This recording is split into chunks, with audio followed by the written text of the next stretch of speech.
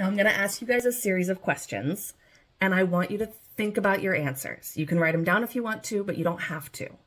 But I do want you to think of an actual answer in your brain. What does loving your brand look like? Imagine what it would feel like and look like for you to actually love what you're putting out into the world and how you're putting it out into the world.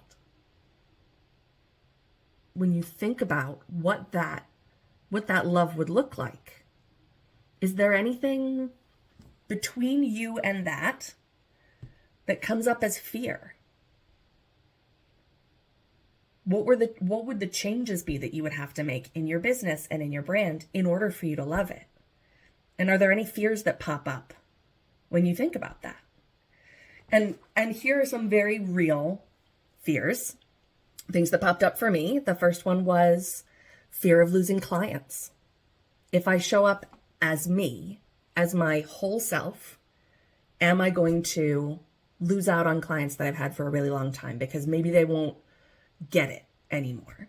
Maybe something in how I offer my services will change. Maybe something in how I interact with people will change, and they just won't be as on board.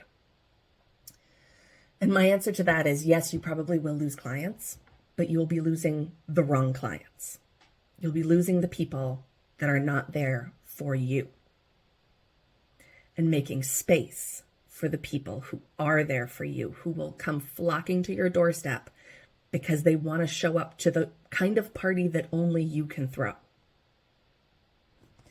Another fear is the fear of starting over. I felt that.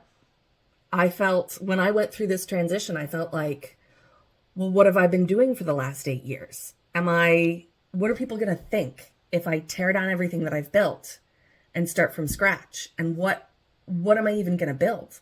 Because I hadn't gone through that process yet. I hadn't figured out what it was that I wanted, what the love looked like for me. So there was this fear of, am I taking a step back?